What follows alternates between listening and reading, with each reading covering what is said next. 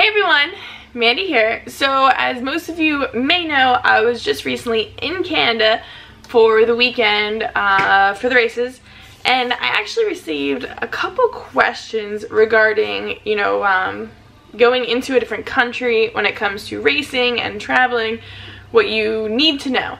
So today I'm going to give you guys a couple tips that I've personally learned on traveling over the border into Canada.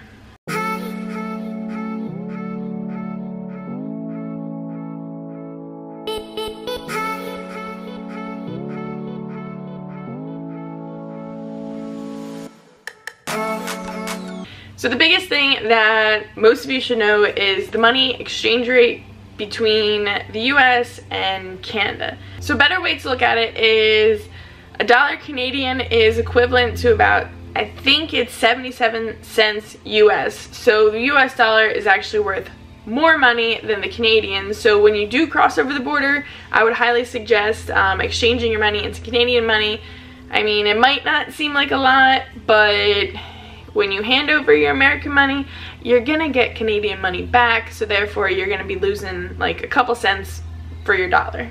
Another thing that I really, of course, noticed was the language barrier.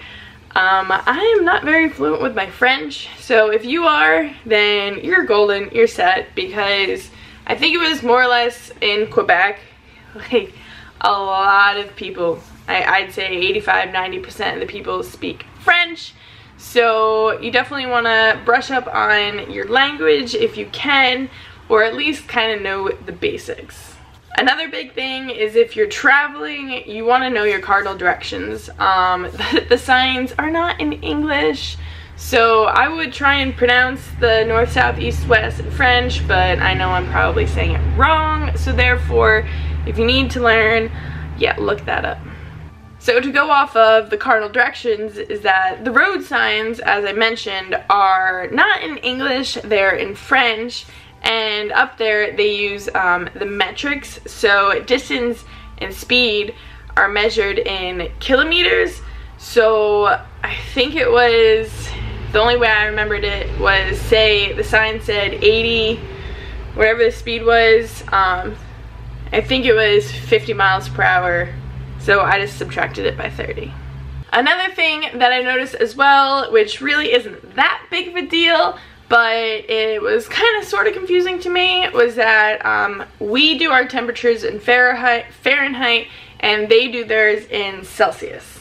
Huge thing I will tell everyone is that when you travel, you should really look into trying the local foods, because why go to a different country and not try different foods? So I would try and eat the local foods. For example, poutine. You definitely want to try poutine. If you cross the border and you've not had it, you gotta have it. Another huge thing that in order to cross or to get back into the country is that you need a passport or an enhanced license. I don't know how the enhanced license works. I've seen it, but I use a passport because you really don't want to get stuck at the border. If you're traveling and you plan on staying for a couple days, you're probably packing quite a bit. So you want to make sure that you look into what you can bring and what you can't bring. You can bring your pet, you can bring your animals across the border, but you can't bring plants or fruit. Also, I learned this the first time when I crossed the border, was that make sure to check your phone plan and make sure that you have an international roaming plan, because I got charged really bad the first time. So this time when I crossed back over the border, I made sure to have the roaming plan, and like I was hooked up, didn't have any issues. Because as soon as you cross over into the border, it will actually text your phone and tell you, oh, text message and phone calls, you're going to start getting charged this much. And I actually got it, and it was reassuring. It's like, text messages and phone calls, you will not be charged. I'm like, yes. So definitely, when you're crossing over, actually prior to crossing over, make sure that you call your phone phone people and get that checked. So the very last tip I'm going to give you guys is that probably mostly this tip is for race car drivers, which most, I would assume, probably already know this, but kind of like a little fun fact tidbit is that the maximum trailer size in Canada is actually smaller, I think by a couple feet, than the maximum your trailer size can be in the US. So you probably should look into that, because actually another little fun fact is that I think it was when the World of Outlaws used to travel into Canada, they had to have smaller trailers because a lot of those drivers and teams have like the biggest trailers you can possibly get. Well, you can't bring them into Canada and cross the border with them, so you actually have to have a smaller size.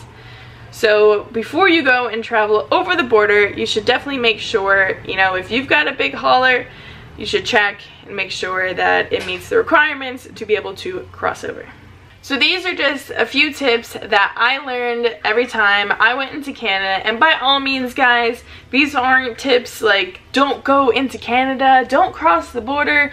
No, the racing up there is phenomenal. I promise you guys, you will not be disappointed. Everyone up there, they're great people. It's a lot of fun. These are just tips so you guys don't run into any issues or any problems when you get up there, so you can actually have a good, fun time. Thank you for watching. Hopefully you guys learned a couple things, and I'll see you guys tomorrow.